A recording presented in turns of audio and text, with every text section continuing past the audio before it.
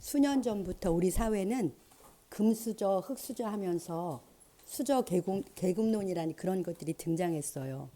그리고 최근에는 아빠 찬스라는 말도 있습니다. 사람들에게 상대적 박탈감을 가져다주는 부정적인 얘기지요. 이런 얘기를 들으면 괜히 자기 환경을 남과 비교하면서 위축함을 가져다 주기도 합니다. 그런데 우리에게는 전혀 다른 차원의 영원하고 새로운 신분이 주어졌습니다. 우리는 다 하나님의 자녀가 되었지요. 창조주 하나님께서 나의 아버지가 되시고 나는 그분의 사랑받는 아주 소중한 자녀가 되었습니다. 지극히 한정된 부나 권세를 가진 세상 아버지의 찬스도 나름의 영향력이 있는데 모든 부와 권세의 원천이신 하늘 아버지를 둔 하나님의 자녀의 특권은 얼마나 대단하겠습니까? 하나님의 자녀에게는 영적 권세, 영권이라는 것이 있어요. 오늘은 이 주제에 대해 하나님의 말씀을 상고하고 싶습니다.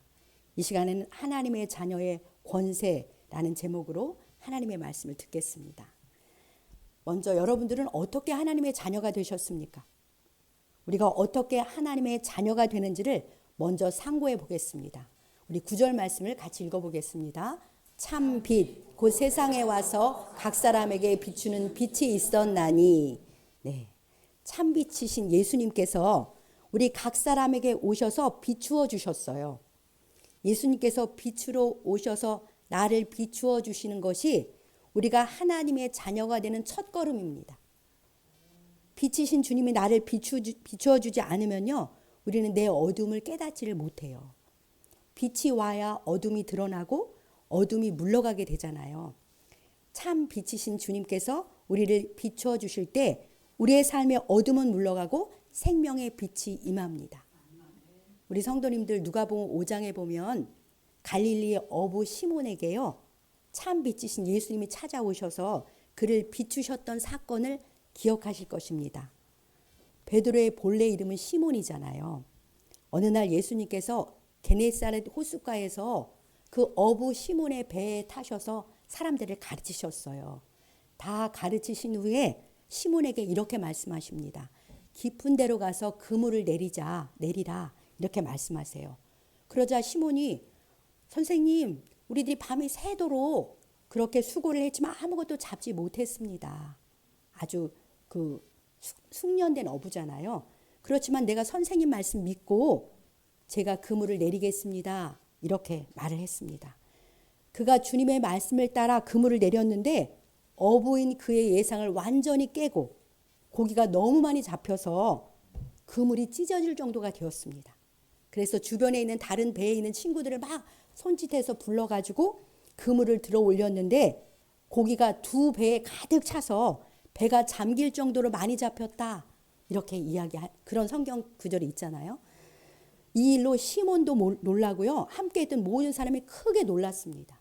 바로 이 사건이 시몬인 베드로에게 참 빛이신 예수 그리스도께서 오셔서 빛을 비추는 첫 번째 사건이에요. 그는 아직 예수님이 누구신지 몰랐기 때문에 선생님이라고 불러요. 선생님이라고 불렀고요. 그의 이름도 아직 시몬입니다. 그런데 이 사건으로 시몬은 예수님께서 특별한 분이시고 예수님 말씀에는 특별한 능력이 있다는 것을 깨닫게 되는 것이죠. 어두운 그의 삶에 참 빛이신 예수님이 빛을 비추어 주셨습니다. 자, 참 빛이신 그 참빛을 보게 된 시몬 베드로의 첫 반응. 제가 오늘 성경 구절이 많아가지고 이렇게 참조 구절로 내어드렸는데요. 자, 첫 번째 구절 누가복음 5장 8절이 이 참빛을 보게 된 시몬 베드로의 첫 번째 반응이에요. 우리가 같이 읽어보겠습니다. 시몬 베드로가 이를 보고 주여 나를 떠나소서 나는 죄인이로소이다 하니. 네, 영광의 주님의 빛이 비추자 시몬 베드로의 첫 반응은 나는 죄인이로소이다 였어요. 자신이 죄인임을 깨닫게 된 것이죠. 참 빛이 비추자 그의 어둠이 저절로 드러나게 된 거예요. 그렇습니다. 참 빛이신 예수님께서 우리를 비추면 우리는 제일 먼저 내 어둠부터 내 죄부터 깨닫게 됩니다. 어떠십니까? 우리 성도님들도 빛이신 주님의 비추심으로 자신의 죄인됨을 깨닫게 되셨습니까? 네, 그 빛 앞에서 드러난 자신의 죄를 보고 두려운 마음으로 베드로처럼 주님 앞에 엎드리셨습니까?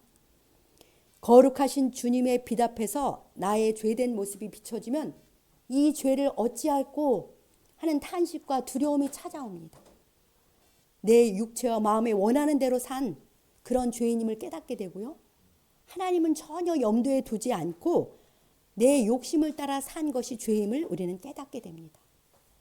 그래서 내 안에 있는 거짓과 교만, 그리고 추함과 악함, 무지와 어리석음을 보게 되는 것이죠.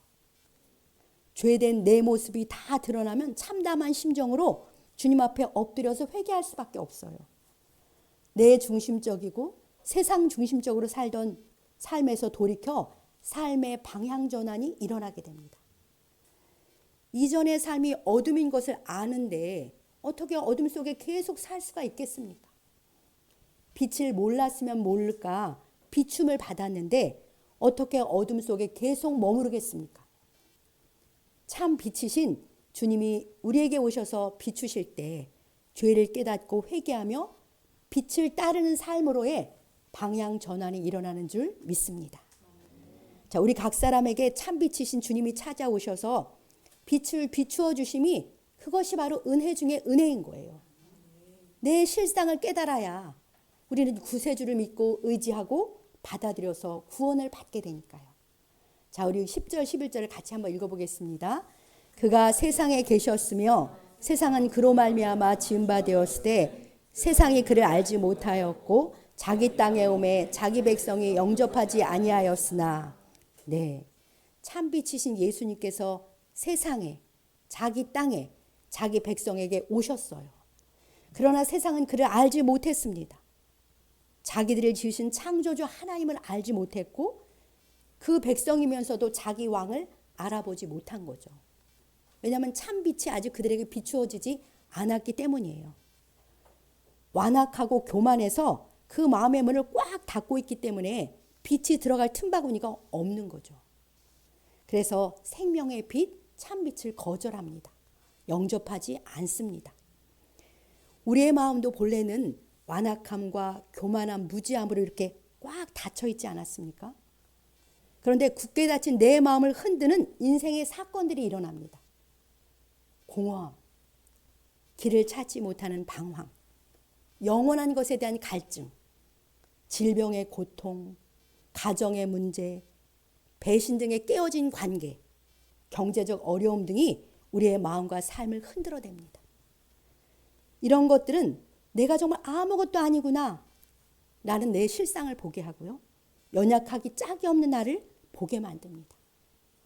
결국 이런 것들이 닫힌 우리 마음을 빛을 향해 열게 하는 것이죠. 그때서야 곁에 와 계신 참 빛이신 주님이 보입니다. 그 빛의 비춤을 받아서 우리는 빛이신 예수님을 영접하게 되는 것입니다. 자, 우리 요한복음 1장 12절을 같이 읽어보겠습니다. 영접하는 자, 곧 그 이름을 믿는 자들에게는 하나님의 자녀가 되는 권세를 주셨으니, 네, 참 빛이신 예수 그리스도를 영접하는 자, 곧 그 이름을 믿는 자들에게는 하나님의 자녀가 되는 권세를 주십니다. 할렐루야.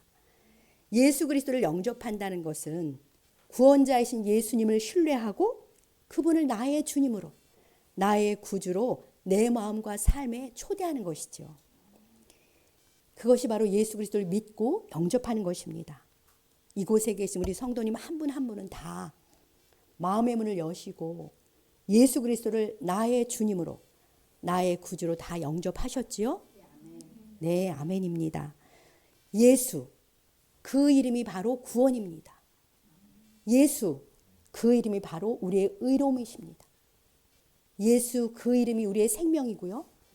예수, 그 이름이 우리의 참 소망이십니다. 예수께서 창조주 하나님이십니다. 예수께서 태초부터 계신 말씀이십니다. 예수 그 이름을 믿고 그분을 나의 왕, 나의 주인으로 내 마음과 삶에 영접할 때 우리는 하나님의 자녀가 되었고요. 하나님의 자녀가 됩니다. 참 빛이신 주님께서 우리에게 찾아오셔서 생명의 빛을 비추어 주신 것에 대해서 감사와 찬양을 드립시다. 빛이신 예수 그리스도를 믿고 영접함으로 하나님의 자녀가 되는 권세를 얻게 하신 은혜의 주님께 무한한 감사와 영광을 올려드리는 우리가 되길 소망합니다. 오늘은 우리에게 주어진 하나님의 자녀로서의 권세, 특권을 헤아려 보려고 하는데요. 그에 앞서 우리에게 이 놀라운 구원과 영광스러운 신분을 얻게 하신 하나님의 사랑과 은혜를 먼저 헤아려 보겠습니다. 사실 우리는 아무 대가도 치른 것이 없이 오직 은혜로, 오직 믿음으로 하나님의 자녀가 되었잖아요. 그런데 그 이면에는요, 우리 주 예수님의 측량할 수 없는 희생의 사랑이 있습니다. 우리 하나님 아버지의 뜨겁고 영원한 사랑이 있어요. 그 놀랍고 신비로운 사랑을 먼저 헤아려 보겠습니다. 자, 본문 14절을 같이 읽어보겠습니다. 말씀이 육신이 되어 우리 가운데 거하심에 우리가 그의 영광을 보니 아버지의 독생자의 영광이요 은혜와 진리가 충만하더라. 아멘. 태초부터 계신 말씀, 하나님이신 그 말씀이 육신이 되셨습니다. 창조주 하나님이 사람이 되셔서 우리 인간 세상에 오신 분이 바로 주 예수 그리스도시잖아요. 하나님이신 예수님께서 사람이 되어 이 세상에 오신 것을 신학적으로 성육신, 인카네이션이라고 합니다. 이 말씀에서 말씀이 육신되어 우리 가운데 거하심에, 우리 가운데 거하신다는 말은 우리 가운데 장막을 치심에 우리 가운데 장막을 치셨다라는 의미예요. 하나님이 사람이 되셔서요, 우리 가운데 장막을 치셨다. 그것은 무엇을 연상시키냐면 출애굽기에 보면 이스라엘 백성들이 이스라엘 백성의 진 한가운데에요, 하나님의 성막, 하나님의 장막이 쳐 있었습니다. 그것을 연상시키는 거예요. 그 성막에, 그 장막에 하나님이 임재해 계셔서 그 백성과 늘 함께 사시면서 그들을 군대로 이렇게 이끄시는 그 장면을 연상시키는 말씀이 1장 14절 말씀입니다. 성자 하나님께서 육신이라는 장막을 입고 이 땅에 오셔서 우리와 함께 살게 되신 거죠. 그러니까 하나님이 늘 우리 가운데 임재해 계시다는 것이 그 영광이 충만하다라는 말씀입니다. 하나님의 영광이 충만하다고 했는데 예수님이 육신을 입고 우리 가운데 늘 임재해 계신 것이 영광이 충만한 거예요. 그 백성과 늘 함께 살면서 친밀한 교제를 나누길 원하시는 하나님의 사랑, 그게 하나님의 마음이거든요. 그것이 구약에는 성전과 성막 안에서 부분적으로 이루어졌습니다. 그런데 성자 하나님께서 친히 사람이 되셔서 우리 가운데 사심으로 우리와 함께 살기 원하시는 그 하나님의 사랑이 적극적으로 실현된 거예요. 하나님이 우리를 얼마나 사랑하셨으면 우리와 함께 사시려고 피조물인 사람의 모양까지 취하셨을까요? 이것이 바로 우리를 향한 하나님의 최고의 사랑입니다. 성육신의 신비로운 사랑인 거예요. 이제 지금은 어떻게 사세요? 성령 하나님이 내주하셔가지고 그냥 우리와 늘 함께 사세요. 정말로 놀라운 하나님의 사랑인 것입니다.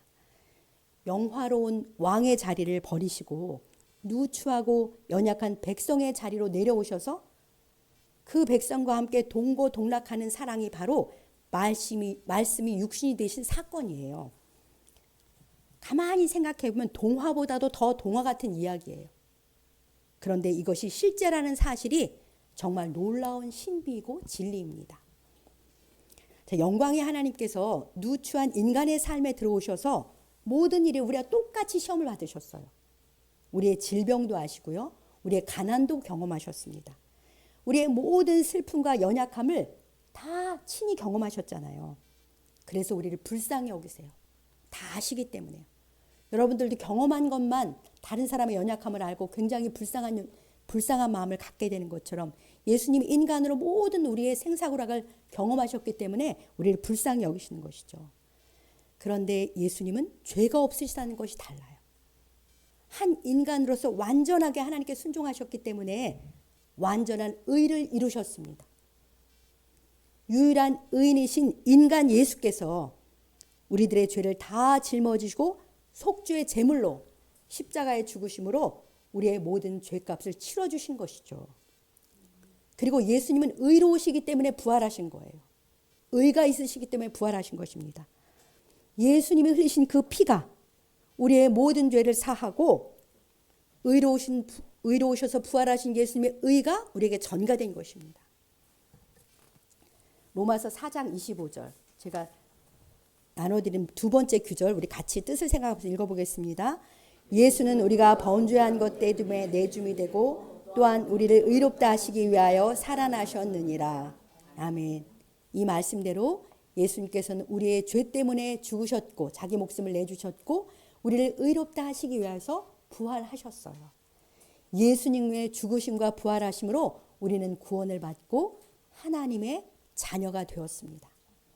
사랑하는 성도 여러분, 우리를 하나님의 자녀 되게 하시려고 주 예수님께서 치르신 값이 너무나도 엄청나고 놀랍지 않습니까?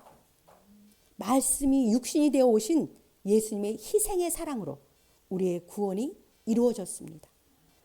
우리는 단지 이와 같은 주 예수님의 충만한 은혜와 진리를 믿음으로 하나님의 자녀가 된 것이죠. 누구나 은혜와 진리이신 예수 그리스도를 믿고 그분을 주님으로 영접하기만 하면 하나님의 자녀가 되는 권세를 얻습니다. 우리에게 이 놀라운 구원의 선물을 주시려고 엄청난 희생의 대가를 치르신 주 예수 그리스도께 우리를 살리시려고 그 아들까지 기꺼이 내어주신 아버지 하나님 앞에 날마다 감사와 찬양과 경배를 올려드리며 살아가시길 우리 주님의 이름으로 축복합니다. 이제 우리가 하나님의 자녀가 되었는데요. 그럼 하나님의 자녀로서의 특권, 그 영적 권세가 무엇인지 우리 말씀을 살펴보겠습니다. 여러분들은 그동안 하나님의 자녀로서 어떤 권세를 누리며 사셨습니까? 첫 번째로 하나님의 자녀는요. 창조주 하나님을 아빠, 아버지라고 부르면서 친밀하게 교제할 수 있는 그런 특권이 있어요. 자, 우리 나눠드린 갈라디아서 4장 6절 같이 읽어보겠습니다. 너희가 아들임으로 하나님이 그 아들의 영을 우리 마음 가운데 보내사 아빠, 아버지라 부르게 하셨느니라. 아멘. 참으로 신비로운 말씀입니다. 하나님의 자녀, 아들이 된 우리에게는 아들의 영이 오셨죠. 성령님이 오셨어요. 그래서 성령님께서 우리에게 하나님을 아빠, 아버지라 부르며 친근히 교제할 수 있게 하셨습니다. 제가 첫 번째로 사역했던 교회 목사님은 굉장히 거구신 편이었어요. 굉장히 키가 크세요. 근데 그분이 교역자들에게 예배 30분 전에 와서 기도를 하라고 해요. 성전에서 기도를 하라고 하거든요. 가면 목사님이 먼저 와서 기다리는데 그 거구인 목사님이 아빠 아빠 부르면서 기도하시는 거예요. 근데 굉장히 인상적이었어요. 아빠 아빠 부르면서 막 이렇게 기도하셔요. 그러니까 하나님을 아빠 아버지라 부를 수 있는 특권이 우리에게 주어진 것이죠. 정말 너무나 놀라운 특권 아니에요? 우리에게는 하늘 아버지가 계세요. 모든 피조 세계에서 구별되어 계신 초월자이시고요. 만유의 통치자, 만왕의 왕이신 하늘 아버지가 계십니다. 우리 각 사람은 그 아버지의 사랑받는 자녀예요. 언제 어디서나 아빠, 아버지라고 부르면서 하나님과 교제할 수 있는 특권이 우리에게 있습니다. 예수님의 설교인 산상수훈 중에 마태복음 6장이 있는데요. 거기에 기도에 대한 가르침을 가르쳐 주시는데 주님이 내 아버지께서 라고 내 아버지라는 말씀을 9번이나 하시면서 하나님한테 기도할 때 아버지께 나가라. 아버지라고 부르며 나가라고 그렇게 가르쳐 주세요. 그러니까 저 멀리 계신 높으신 분께 뭔가 잘 보여서 겨우 은총을 얻으려는 그런 태도로 나가서 기도하는 것이 아니고요. 정말 내 아버지께 사랑받는 자녀로 당당하게 나가서 친근하게 아빠, 아버지라 부르며 기도하라고 예수님이 말씀해 주십니다. 사랑하는 성도 여러분, 우리에게는 하늘 아버지가 계세요. 아멘입니다. 나를 사랑하셔서 그 아들의 생명까지도 기꺼이 내주시면서 나를 자녀 삼아주신 한량없는 사랑의 하늘 아버지가 계십니다. 나의 아버지 하나님께 절대적인 사랑을 받고 있는 그런 자녀라는 확신을 가지고 아빠, 아버지라 부르면서 즐거이 아버지께 나아가시길 축복합니다. 아버지께 가셔서요. 내 모든 마음과 내 모든 필요를 친밀하게 나누심으로 베풀어 주시는 평강과 기쁨, 풍성한 은총을 받아 누리며 살아가시기 바랍니다. 자, 우리 마태복음 7장 11절을 같이 읽어보겠습니다. 예수님의 말씀이죠. 너희가 악한 자라도 좋은 것으로 자식에게 줄 줄 알거든 하물며 하늘에 계신 너희 아버지께서 구하는 자에게 좋은 것으로 주시지 않겠느냐. 아멘. 너무나 쉽게 우리가 설득당할 만한 말씀입니다. 주님의 이 말씀, 악한 자라도 자식에게 좋은 것을 주는데 하늘 아버지가 구하는 너에게 좋은 것으로 주지 않겠느냐 믿으라고 하시는 거잖아요. 항상 나에게 좋은 것을 주시는 하늘 아버지께 기쁨으로 나아가 모든 것을 구하며 살아가시길 소망합니다. 두 번째로요. 우리에게는 하나님 아버지의 공급하심 그리고 하나님 아버지의 보호하심이라는 특권이 있어요. 자, 로마서 8장 32절을 같이 읽어보겠습니다. 자기 아들을 아끼지 아니하시고 우리 모든 사람을 위하여 내주시니가 어찌 그 아들과 함께 모든 것을 우리에게 주시지 아니하겠느냐. 아멘. 이 말씀도 정말 설득력 있는 말씀 아닙니까? 자기 아들도 아끼지 않고 우리를 왜 내주셨는데, 나를 왜 내주셨는데 어찌 모든 것을 우리에게 은혜로 주시지 않겠느냐. 이건 여담이지만요. 제가 젊은 애 이 말씀을 주장하면서 남편을 달라고 기도했던 이런 남편을 만났어요. 이 약속의 말씀 붙잡고 모든 것을 좋은 것으로 주신 하나님께서 나에게 남편을 달라고 기도해서 응답받은 분이 우리 장로님이에요. 네, 나를 위해 아들까지도 아낌없이 내어주신 아버지 하나님의 절대적인 사랑을 꼭 믿으시기 바랍니다. 저와 여러분들의 삶에 이런 아버지의 공급이 있는데도 아직 채워지지 않는 필요들이 있으십니까? 그래서 곤고하고 도무지 하나님의 자녀의 특권을 누리지 못하고 계시진 않으세요? 이 말씀을 믿으십시오. 우리 아버지는 절대적으로 우리를 사랑하십니다. 현재 내 모든 상황이 어떠하든지 하나님의 사랑 가운데 있어요. 이토록 엄청난 대가를 치르면서까지 우리를 살리며 사랑하셨는데 아버지가 우리를 버려두시겠습니까? 우리를 지극히 사랑하시고 기뻐하시기 때문에 이 모든 과정 속에서 아버지의 선하신 뜻을 이루고 계시는 줄 믿습니다. 끝까지 우리 하나님을 신뢰하시고 배우시면서 더 성숙의 자리로 나아가는 그러한 우리가 되길 원합니다. 우리의 모든 필요를 먼저 보시고 알고 계세요. 아버지가 때가 되면 아버지의 크신 은혜와 영광 가운데 우리의 모든 필요를 넘치게 채워주실 것을 믿습니다. 자녀로서 하나님 아버지의 공급하심의 은총을 믿음으로 누리며 살아가시기 바랍니다. 또 아버지 하나님은요, 그 자녀인 우리를 보호하세요. 자, 두 가지 말씀이 있는데요. 데살로니가서 3장 3절과 요한일서 5장 18절을 우리 같이 읽어보겠습니다. 주는 미쁘사 너희를 굳건하게 하시고 악한 자에게서 지키시리라. 하나님께로부터 나신 자가 그를 지키심에 악한 자가 그를 만지지도 못하느니라. 아멘. 미쁘신 주님, 신실하신 주님, 그리고 주님은 강하세요. 신실하고 강하신 주님께서 우리를 굳건하게 하십니다. 강하게 하세요. 본래 우리는 약하잖아요. 그래서 악한 자의 공격으로부터 우리를 지켜주십니다. 악한 자가 우리를 만지지도 못하도록 세상 끝날까지 우리와 항상 함께 하셔서 우리가 이기게 하시고요. 그렇게 할 수 있도록 눈동자같이 지켜주시는 거예요. 그렇게 우리를 늘 보호하고 계십니다. 이것이 하나님의 자녀가 가진 영적 권세예요. 공급의 은혜, 보호의 은혜를 누리며 사는 것이 우리가 가진 영적 권세입니다. 강하고 신실하신 주님의 보호를 받아서 악한 자를 능히 이기며 살아갑시다. 악한 자에게 넘어가 그 영혼이 죽은 자가 허다합니다. 그런데 우리는 주님의 보호를 받으며 살기 때문에 승리하며 살아가는 것이죠. 우리 주님의 보호와 승리 주심에 감사하면서 담대하게 하나님의 자녀로서의 권세를 누리며 살아가시길 소망합니다. 세 번째로 우리는 하나님의 자녀이기 때문에 하나님의 상속자가 되었습니다. 우리에게는 하나님의 상속자로서의 특권이 있어요. 자, 로마서 8장 17절을 같이 읽어보겠습니다. 자녀이면 또한 상속자, 곧 하나님의 상속자요 그리스도와 함께한 상속자니 우리가 그와 함께 영광을 받기 위하여 고난도 함께 받아야 할 것이니라. 아멘. 놀랍고 엄청난 말씀입니다. 우리가 하나님의 자녀이기 때문에 하나님의 상속자라니요. 평범한 아버지의 자녀도 나름의 상속자로서의 특권이 있어요. 재산이나 집이나 기업 등을 물려받잖아요. 그런데 우리는 하늘아버지의 상속자로서 하늘에 속한 것, 영적이고 영원한 것을 물려받습니다. 영생과 하나님의 성품 등 이미 여러 가지를 받았지만요. 그리스도와 함께 우리가 상속받는 것은 바로 하나님의 나라예요. 하나님의 나라, 천국입니다. 우리는 하나님께서 왕으로 통치하시는 하나님의 나라를 유업으로 물려받았습니다. 그 나라의 상속자로서 주와 함께 영광을 받으려면 고난도 함께 받아야 된다. 이렇게 말씀하십니다. 생각해 보십시오. 삼성을 기업으로 상속받은 이재용 회장이 상속자로서 영광을 누리기도 하지만 그 기업을 지키고 세우기 위해서 나름의 고난이 있지 않겠습니까? 이처럼 우리도 상속받은 하나님의 나라를 지키고 세워가려면 고난도 함께 받아야 합니다.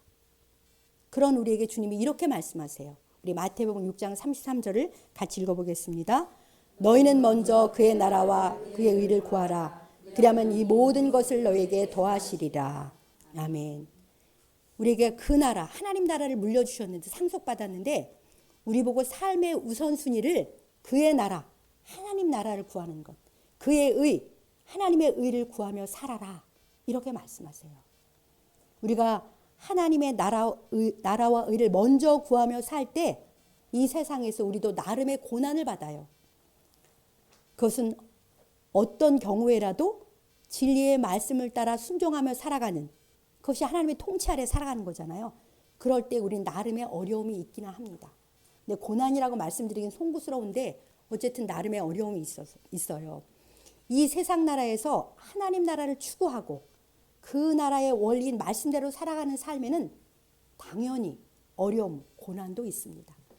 이 고난이 하나님의 상속자의 영광인 줄 믿습니다. 이것이 하나님의 자녀가 추구해야 할 삶의 목적이고 삶의 방식인 것입니다. 우리가 하나님의 나라와 그 일을 먼저 구하고 살면요, 주님이 우리의 모든 필요를 더하여 주신다. 이렇게 약속하십니다. 하나님의 상속자로서의 자부심을 가지고 먼저 하나님의 나라와 의를 구하며 살아가시기 바랍니다. 그러면 하나님께서 친히 우리의 모든 필요를 더하여 주시는 줄 믿습니다.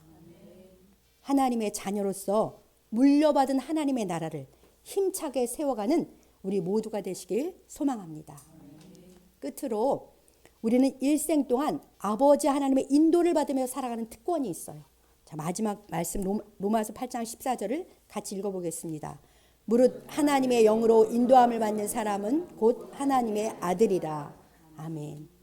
우리는 하나님의 아들이기 때문에 아들의 영이신 성령의 인도를 받으며 살아갑니다. 성령의 인도가 곧 주님의 인도잖아요. 성령은 하나님의 깊은 것이라도 통달하시는 지혜의 영이시기 때문에 성령께 귀를 기울이고 따르면 우리는 하나님의 깊은 지혜의 인도를 받으며 살아가게 되는 것이죠. 이 어둡고 험한 세상에 살고 있는 우리를 우리 안에 계신 성령께서 진리의 빛으로 우리를 인도하십니다.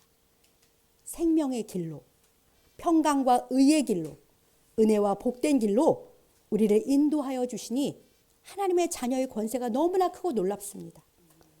매일 예배와 그리고 말씀과 기도 속에서 성령께 귀를 기울이심으로 선하신 주님의 인도를 받아서 평강과 의의 길, 은혜와 복된 길을 걸어가시길 우리 주님의 이름으로 간절히 축복합니다.